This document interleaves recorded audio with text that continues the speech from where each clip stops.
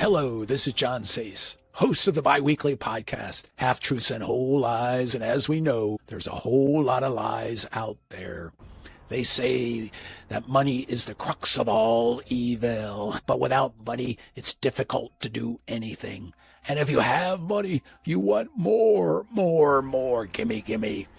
They will step on the backs of others to get ahead. In today's environment, can our young adults get ahead by working hard and being successful like their parents? Are they being stopped by the highest echelons of society? A group of small individuals known as the oligarchy of the rich. They have immediate access to power and knowledge that none of the average Joes will ever have, giving them a huge advantage. Are these small groups of individuals the puppet masters pulling the strings on us, preventing us from ever reaching our potential? We will look into this with my co-host, Carl Sace.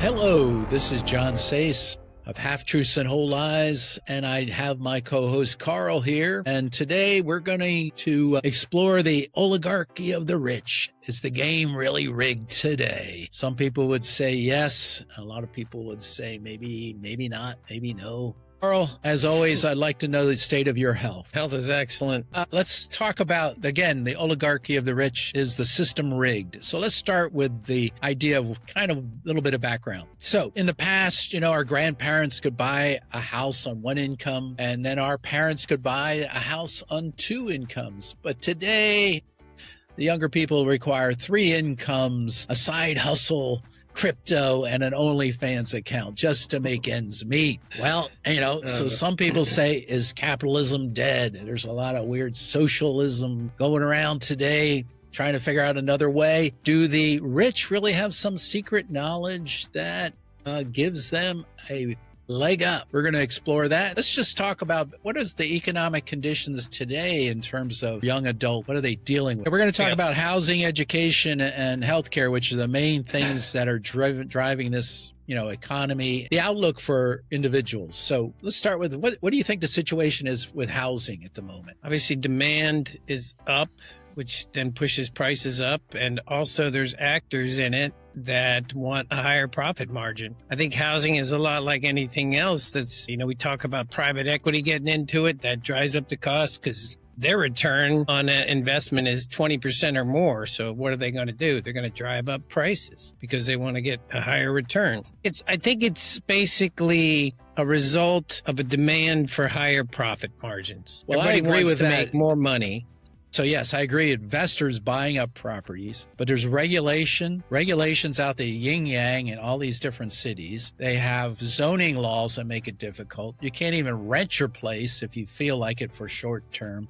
There's all these issues that make it hard for anybody to even build a house versus the way it used to be. And those are all controlled by what? Who? The government. All these rules, right, are developed on the top side of, the fairly wealthy, the guys that are involved in politics. Think about California and the wildfire. They haven't hardly built anything since then. Regulation.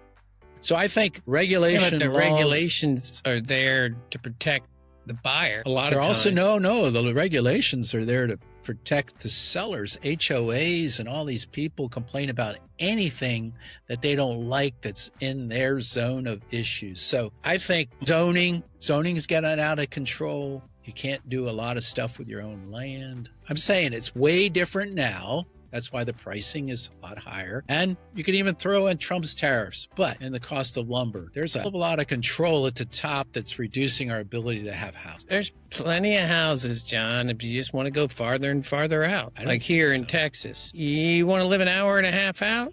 Yeah, you can find a house for $200 a square foot. You want to live in, it's going to be $350 to $400 a square foot. I agree with that, but the supply, if you really look in the total supply, that is not the case overall. Supply is way down. So we do agree that it's high, right?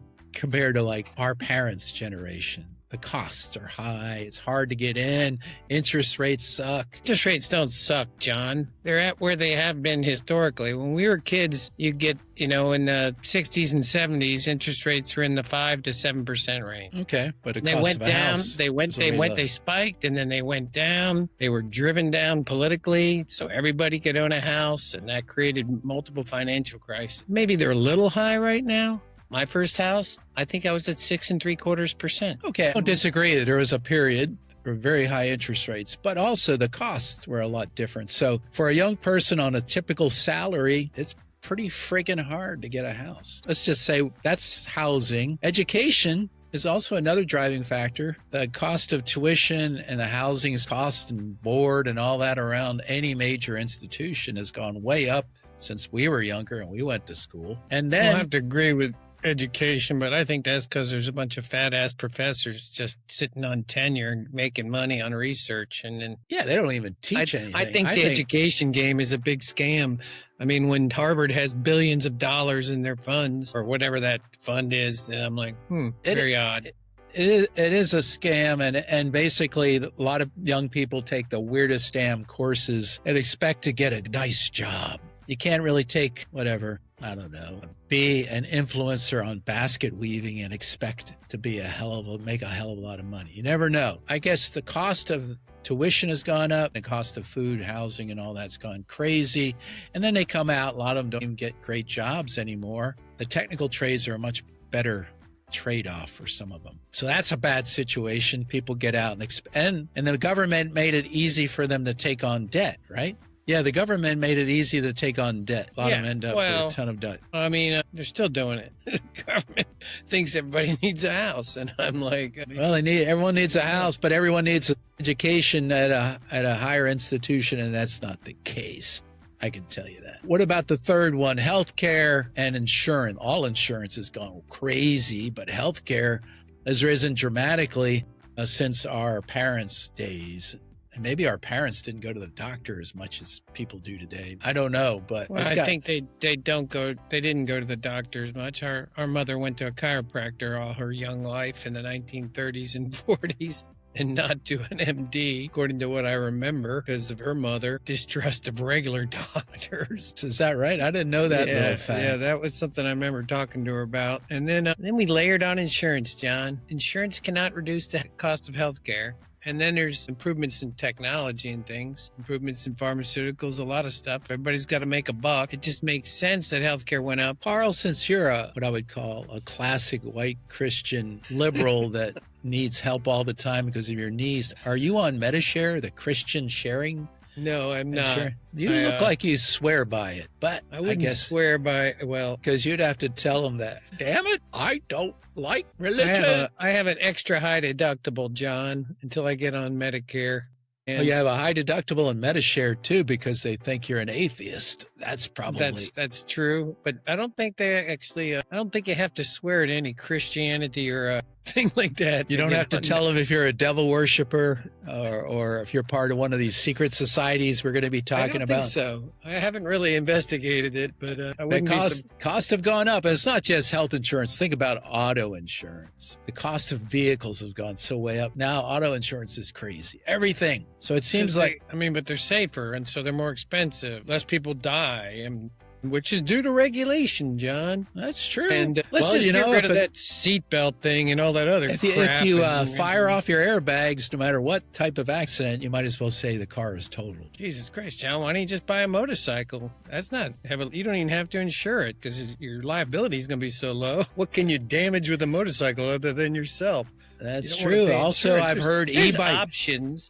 E-bike accidents have gone up extremely high. I just looked up the thing on housing. It's not that there's a national housing shortage. There's a regional housing shortage in certain hubs, coastal areas where people want to live, where jobs are. People keep moving. We have a very mobile society, so it's hard to find a house. I'm a little surprised you don't think it's overregulated. Overregulated? Yeah, you're thinking about HOA stuff and where houses can be built versus from commercial centers to, and then you're talking also about Airbnbs being blocked. So an Airbnb, when you buy a house just to make it into an Airbnb, that doesn't help the community a hell of a lot. It only helps you because it's just like a private equity company buying, like you said, thousands of them. Short-term rentals aren't the big issue, but I still think just what it takes permit-wise. For example, Austin, it's got all kinds of ridiculous laws, and the cost of permitting here is crazy. I tried to put in a different door, and I needed a permit because it allowed different airflow. I needed a $400 to $500 permit if I was changing my door. That was crazy. Like adding a door to the outside of the house? No, taking an existing door and replacing it and having a contractor go in. And if you wanted to meet the regulations, I was like stupefied. I don't know why that sounds a little excessive. But well, and also permitting. Like when I owned a 7-Eleven, permitting in Austin was twice as expensive as Cedar Park. It was crazy. That's kind of like we've hit on. These are today's kind of issues. Now, do the rich really know something or do something different than we do? Right now, I think, for example, their behavior is way different. Their families and themselves, they have certain behavior they're training their relatives with, which is, hell, don't buy liabilities, buy assets. Don't buy this and that's going to go down in price or be depleted. Also, avoid taxes at all costs. Do all this manipulation. Use your power to manipulate things. Get into trusts. Get into financial structures that allow you to minimize cost. And then the average Joe, he thinks credit cards, while the typical rich guy will think, what can I borrow off, leverage my money off of something I already own? They are thinking assets. They are thinking all of these ways of getting ahead. And the average person doesn't even think about that. Well, that may be true because they don't have the money to think about that. It's not like they can hire a financial planner or a lawyer. Yeah, you're right. Even small businessmen don't put enough money aside. They just live day by day, which is obviously proven by the amount of times the small business goes bankrupt. You're talking about how their kids are, most rich people's kids they don't give a crap. They sell their parents' assets and live off. And then they have enough money to give it to this financial planner guy that's charging them a 1% to 2% of their millions, and then they just kind of cruise around and live. I think Nepo babies is a real thing, but I think there obviously gets exaggerated how most of these people are just wasted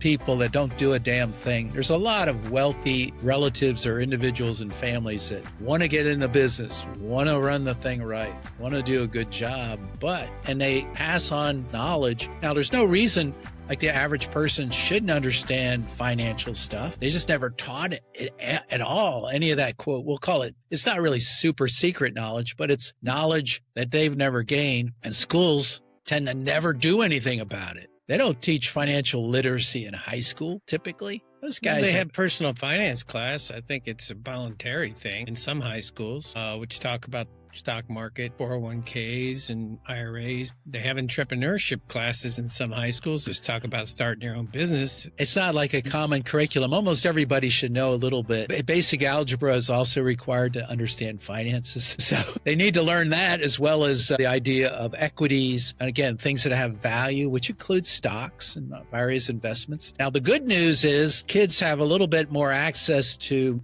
money via their phone. And so I've known high school students are trading options, but that's a crazy road for somebody who doesn't really understand it. A lot of them don't really understand what the hell they're doing. And you got Robinhood and tools like that, Chime and others, allow a 15-year-old to friggin' trade if they want, which is good in one way, but completely idiotic if they don't understand it in another way, right? Yeah, I'm surprised. I thought you had to be 18 to get a brokerage account. Well, a lot of times use their brother's name. Well, we talked about gambling too. Yeah, people want to gamble, they gamble. Instead of gambling on what I would consider pretty stupid odds like sports, they're gambling on better odds, but then they do stupid stuff like invest in SpaceX as soon as it gets IPO'd. Kind of reminds me of another one, Rivian, as soon as it got IPO'd. Let's see where SpaceX goes.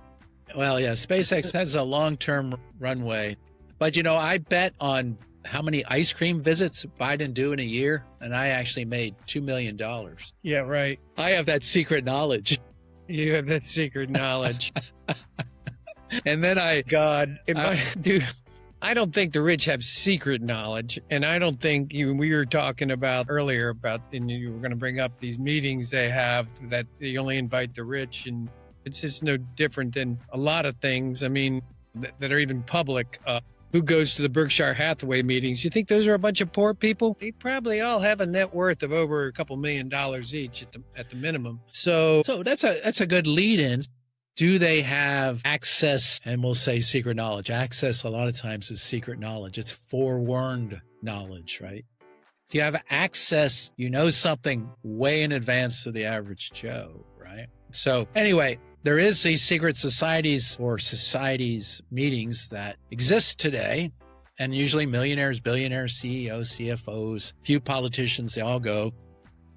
There's the Bilderberg one, which has happened beginning in 1954. About 150 people show up for that, and none of the events are recorded, no transcripts. Nobody is allowed to talk about what they discussed. Nobody. There's this weird one called the Brookhaven Cove, I believe, where there's this huge owl, and they have this fire ceremony where they all dance around. And this happens in Northern California with a bunch of CFOs and stuff. What's that one called, John?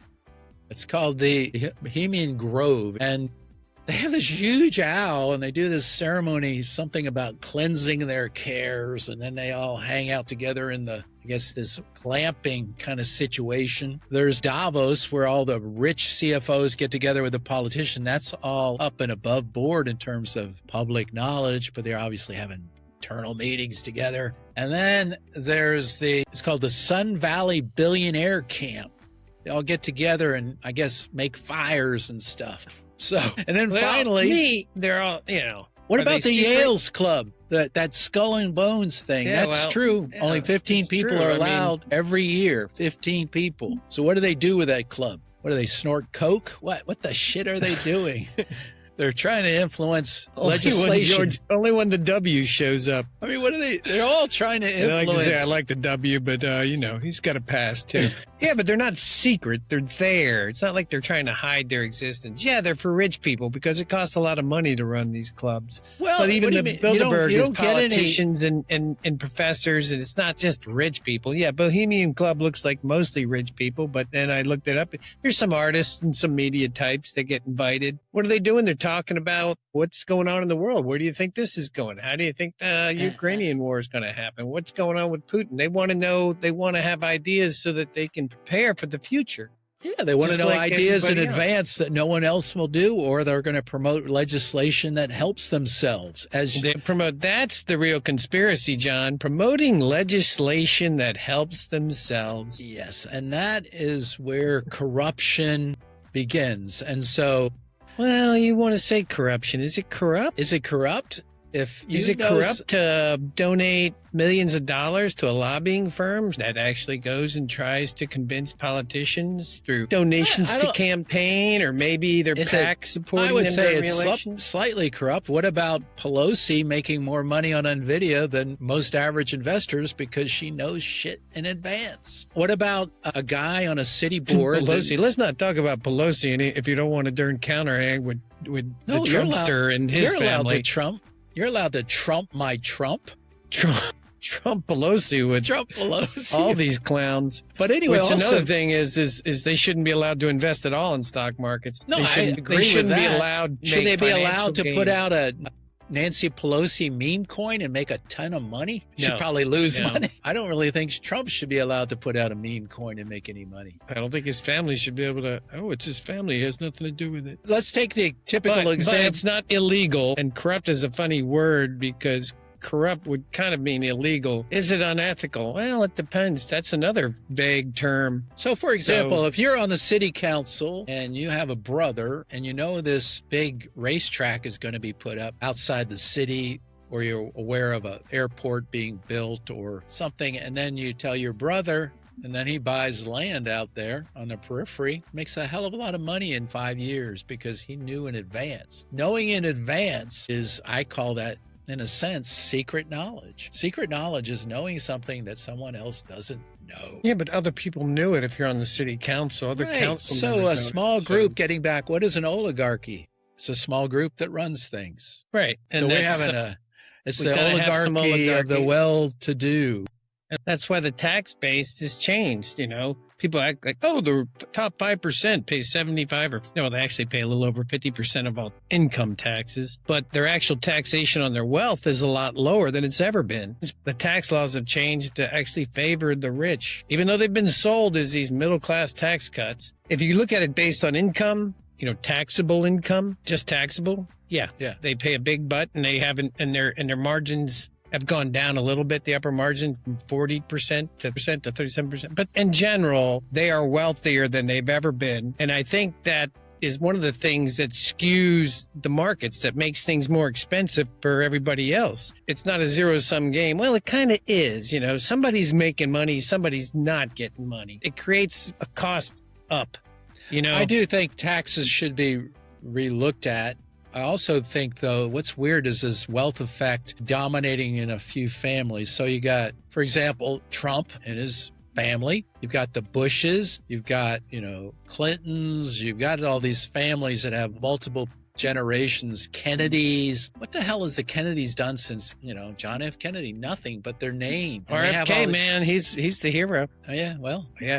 A lot of these families, probably even the Bidens now, have a fairly large wealth effect, and they keep it going. It's like, why do I need politicians from the same family to keep coming up? But they do. That's because these guys control a lot. I think it does fade over time. When's the last time you saw a Roosevelt? And they may have, crossbred into the Kennedys. I don't know. But and I don't think young Biden is going to do a lot here.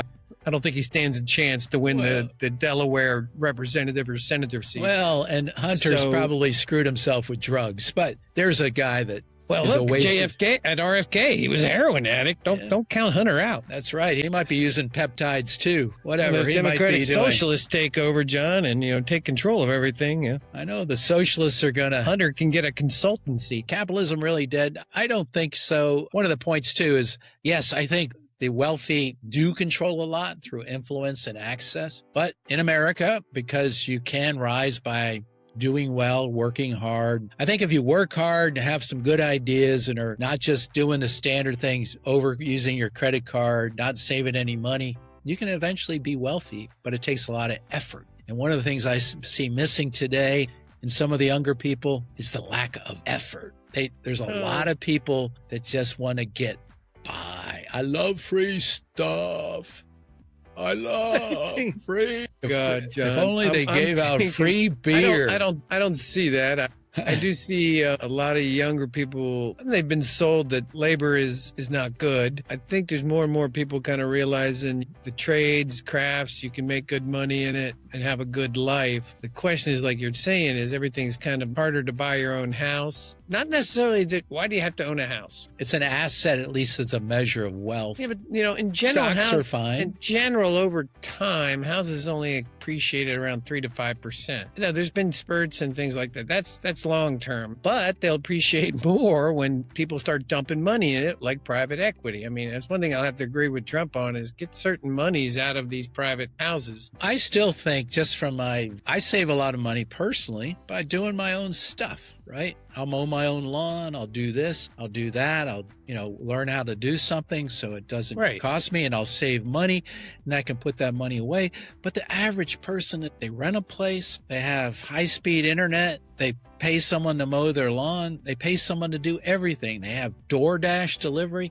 They waste money like it's crazy. That's their prerogative. It's their prerogative, but it's also a lack of what I would say seriousness about getting ahead. There's sometimes this view, we can't get ahead. You can't get ahead if you don't do anything to get ahead. So we're in agreement then. It's not that there's some hidden society, the cabal, that's can keep screwing over these people. It's the fact that they don't take the initiative to do things. I agree with that. In other words, I agree that's a portion of it. And I think the system's a little unfair in general because of who you know and what you know. Think about getting a job. We didn't get into that. The way to get a job these days, and it didn't used to be this way so much, is you got to know somebody. That's not the way You got to network. That's what the rich people are doing. They're networking. Right. So they know that part, and the people are starting to realize that. But there's a lot of stuff that the average Joe has a disadvantage. Now, the more knowledge they have is the way they get out of it.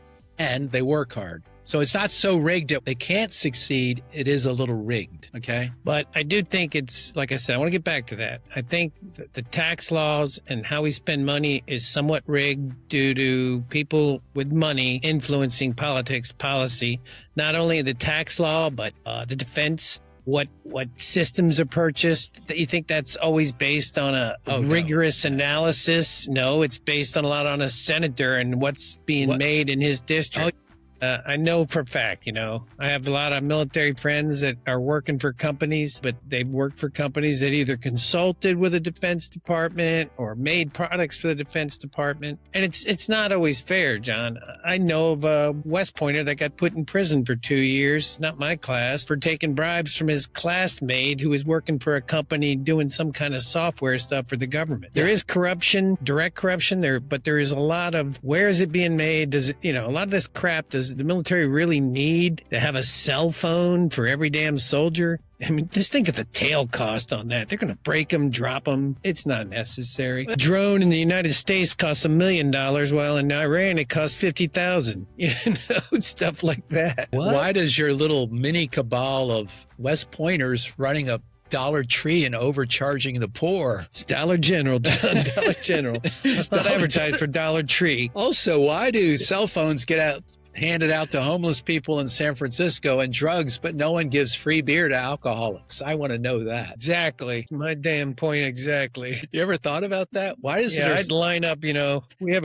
a giveaway the first Saturday every month at a charity, and I'm looking at the cars lined up. I'm seriously 50 to 100 deep. And I'm like, damn, there's a Mercedes. Man, where's a Lexus? But still, why? When someone has a drug addiction... Why doesn't Total Wine have a giveaway every first Saturday of the month? I'd line up for that. No, and I'm serious. Like, okay, drug addiction, you get free handouts of drugs to help you. If you're an alcoholic. I haven't heard about that. I knew they were putting you on, methadone or something like that? Yeah. Instead of heroin, but... Well, they were giving out, like, needles and stuff. And stuff. Well, and why aren't they giving, like, beer steins and free beer? But anyway, I don't know how... Well, I don't think alcoholics are dying of infection or the passing of HIV. That's probably why. Beer is cheaper, though. Yeah, I guess. But heroin, right? That's a conspiracy at the highest levels. I want to know what secret society West Point has. We don't have a secret society.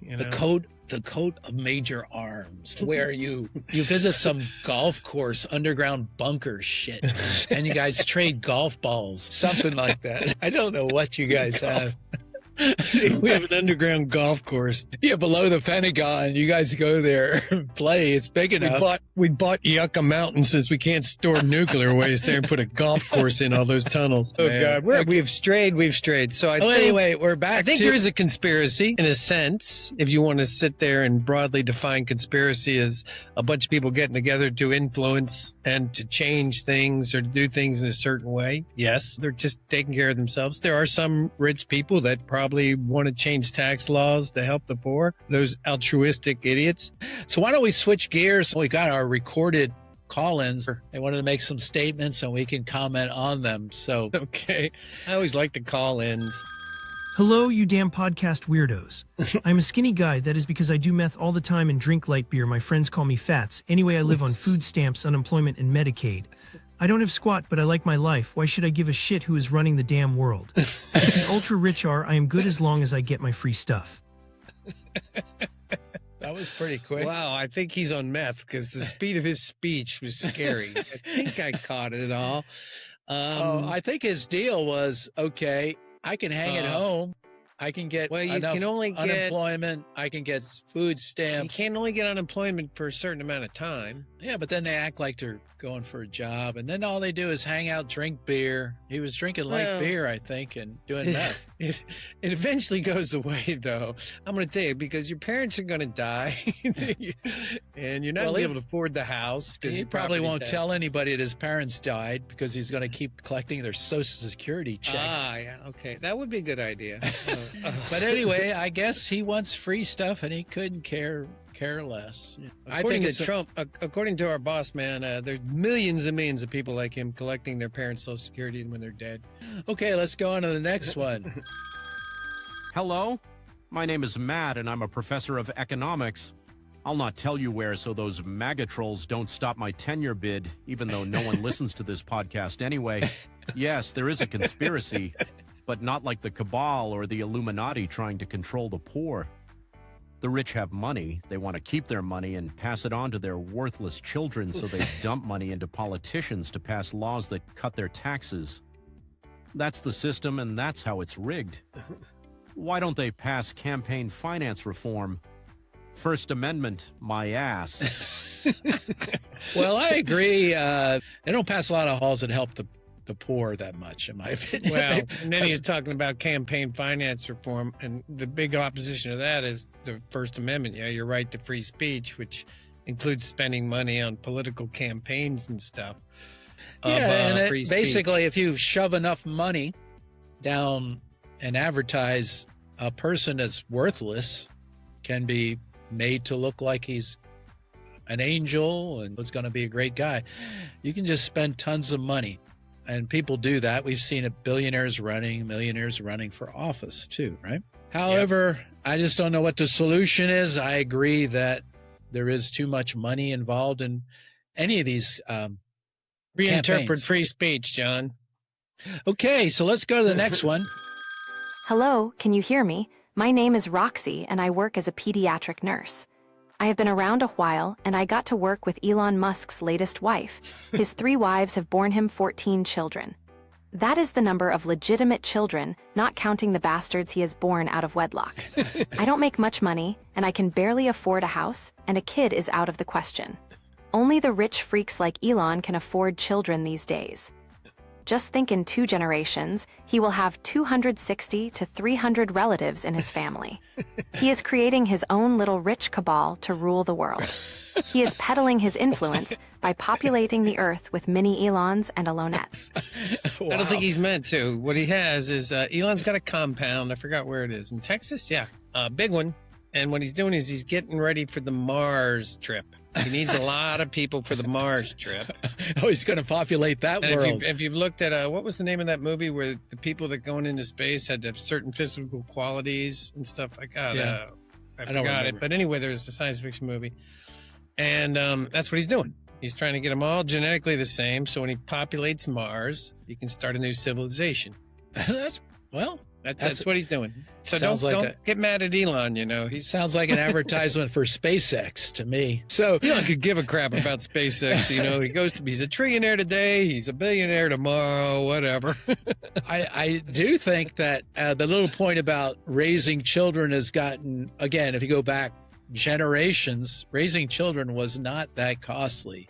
Now it's like ridiculously costly due to lawsuits and rules and regulations. Getting back into that.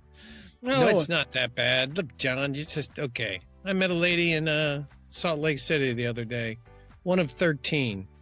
Her dad's 72, her mom's like 68. Yeah, they're both still working, kind of. Yeah. Can you retire is the big question these days. So, but you don't a lot believe of that people don't healthcare- even like retirement. They just You get don't bored. think so child care has gotten expensive? I think it's been ridiculously expensive. So that's why you got to have a lot of kids, because the older ones take care of the younger ones. So that's what that says, is that the rich will keep having more and more kids, and their small cabal or oligarchy will turn into a huge number of people that are running the world. I think really Elon's an abnormality. Most wealthy people or relatively wealthy people only have 1 or 2 kids. Oh, but that's only legitimate kids. They tend to have hundreds out of wedlock. The bastards are running the world. Okay. Next. You guys are so stupid. No one can afford a house. Gas is through the roof. The rich keep getting richer, and the gap keeps getting bigger. When the Democratic Socialists take over in the next 2 elections, since Trump keeps stepping on his tie, which, by the way, is way too long and totally unfashionable, then we will finally have a balanced budget, national health care, and equality. Maybe even start a gulag out on the Aleutian Islands for him and his billionaire buddies. Bye-bye, bozos. Well, a gulag. I like that idea of a gulag. And probably Trump has thought of that after talking to Putin so many times. I was thinking it's more like Pleasure Island that they'll have, not a gulag. Oh, it'll have a golf course and a pickleball court. Remember the idea of they're all celebrities are building thousands and thousands of luxury bunkers and buying their own islands. Maybe they'll buy the Aleutians because it was irradiated and it's really cheap. That'll be their summer island. Who knows? I think that's a good idea. I keep looking for some place to get out of Texas in the summer. So the Aleutians is the answer. Yeah. Now, the idea that the socialistic New Democrats, DSA, are going to fix our capitalistic society. I kind of want to point out the DSA is not an official part of the Democratic Party. They are their own little group. 120,000, 80 to 120,000 is what the estimate is. Somebody was questioning the head of that, or one of the heads. They said they wanted to abolish the Senate. They wanted to abolish. Well, they're socialists, John. Everything. But they're not social democrats like the Norwegians or the Swedes, the Danish. They're socialists. Well, I agree. They want a socialist society. And right. And they're not. And a lot of the younger people that are tending to move towards, we'll say, socialism really don't understand typically what it means. I would say that's probably true. They think it is like. Well, I think there's a large chunk of people that are actually dues paying members to the DSA that are thinking they're like I said, the Swedes, the Norwegians, the Finns. But that's not how that's not their platform. That's not their platform. Their platform is more traditional socialism, which is government owns big corps, stuff like that. Well, I would say that the skinny guy that called in before, the meth guy, he likes DSA. He wants all the free stuff, beer, everything. Anyway, he wants to hang out at his mom's house. Okay. The skinny guy, yeah. I'm kind of wondering how he's affording everything, but whatever. Okay. Hi, my name is Lola from Alabama. My daddy says that the problem with getting ahead is that all the pencil-necked geeks in those Ivy League colleges keep making regulations and rules only full-time lawyers can even understand. So it's too hard for us hard-working types to make a buck. Is that true? So this morning, my daddy told me, listen to these morons. I doubt if they can help. So far, he was right. We haven't even given her any advice yet, and she's already calling us morons? It's pretty sad. Lola. I would like say that name, though. Kind of makes me tingle. I think that's why she needs a lawyer. Somebody needs a lawyer. But anyway, that's not right. I think secret societies, I think Yale and some of these guys, I do think they're passing laws that help themselves a lot. They obviously pass some laws that help people. I have to sit there and go, I really think the reason the United States is doing well economically compared to the rest of the world is we are actually less regulated than most of the world. Probably less regulated than the Chinese. Not the Russians. Russians are mafia state. Yeah, they're run by. That's all how you want to interpret the word regulation. Europe and other countries that are more advanced. I think we actually have more of what I'll say a creative entrepreneurial spirit. For some reason, the populace in the U.S. seem to be much more willing to take chances. Europe seems like they still have vestiges of societal levels, in my opinion, Oh, this guy went to this school, and the only people who can really get ahead are certain people. I think there's a lot of that. They just don't take chances. They're not willing to put themselves on the line. Well, they're more entrenched in their culture. We fight diversity, equity, inclusion, but one of the reasons we're good is because of our diversity. And if you work hard, that's equity. Yeah. It's all how you want to define DEI. If you want to force it down somebody's throat, that's one thing. But if you want to, say, oh, okay, we're diverse, we're good. My opinion of that whole thing is it's really equality versus equal outcome. So, for example, I'm all for diversity of thought and people doing whatever they want. And this guy, I have no prejudice. Well, to a limit. Yeah. I mean, freedom there's still costs and accountability with freedom. I really think this idea we should have equal results is too much. That's crazy. That's, that getting back to, if you work hard and you're better than somebody and willing to fail and try, you'll get ahead. If you don't believe in that, you believe everybody should have the same result, it's going to be more like Europe. Less risk taking, less risks. Next one. Howdy, my name is Sean. I am a software engineer just starting out, wondering how I am going to make ends meet with inflation sky high. I recently asked an AI model named Estropic whether I would make it in the world with my skills. It stated, "No friggin' way, you idiot. You should be a welder." It also stated that the rich have access to a secret AI named Smartass that provides 90% effective predictions that allow them to make huge bets on stocks and sports. They always have access to stuff we can never have. Need to marry a sugar daddy. Well, what was her name again? Sean. Shonda. Shonda? Just Sean. Sean goes both ways. It's a name for a girl as well as there's a famous actress named Sean. So forget. Oh, really? Really? Yeah. I thought it was Shania or something. You'll have to look up Sean. You know the woman in Blade Runner? Blade Runner. The very pretty lady that was in that? Her name is Sean. Okay. Well, there's a big worry that AI is going to not be a job helper, as we've discussed.